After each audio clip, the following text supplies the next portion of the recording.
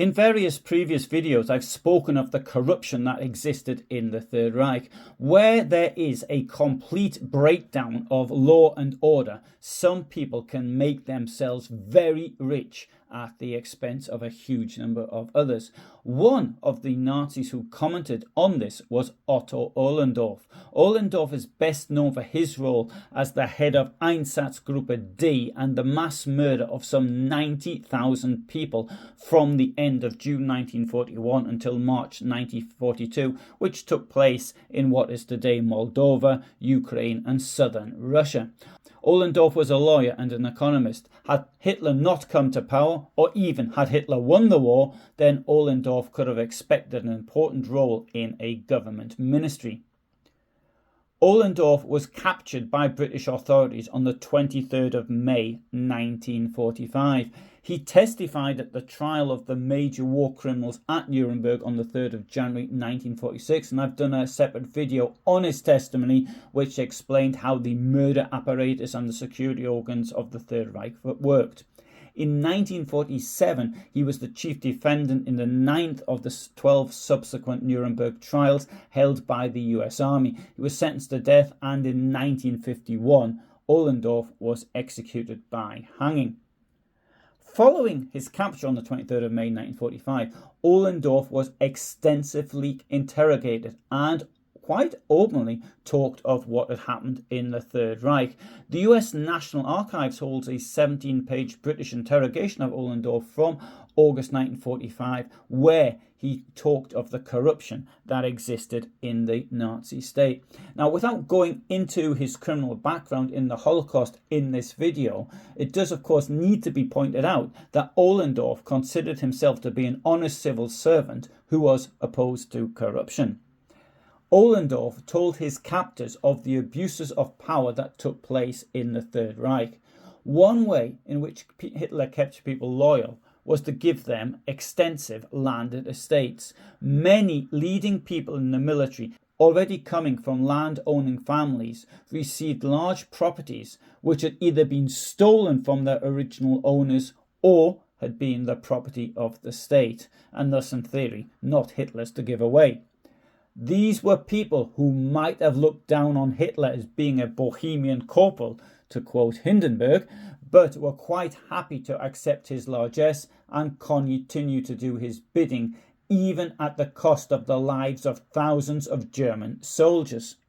Ohlendorf also talked of the corrupt practices of Reich Labour leader Robert Ley and the absolute obscene dishonesty of Hermann Goering.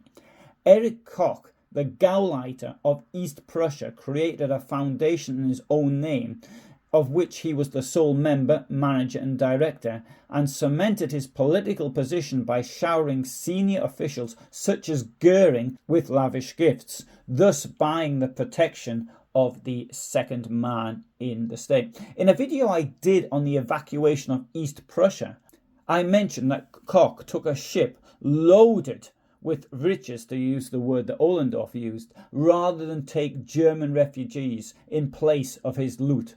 Josef Spatzel, who was the head of the RSHA office in charge of administration and possibly was someone Ohlendorf knew on a personal basis, was also very corrupt. He used forged British banknotes, which had been created for operational reasons, to pay for his own private black market items in southern Europe.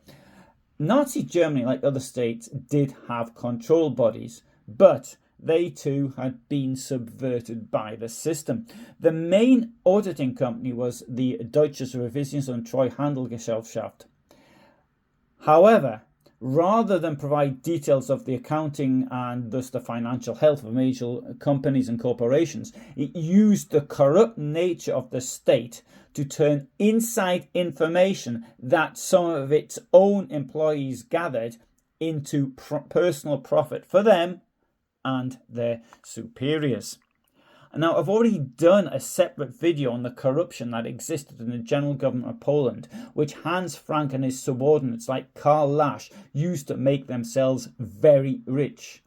Arthur Greiser, the Gauleiter of the Vaterland region, was associated with, and I'm quoting Ohlendorf once more, shading dealings in gold articles which originated from the Łódź ghetto.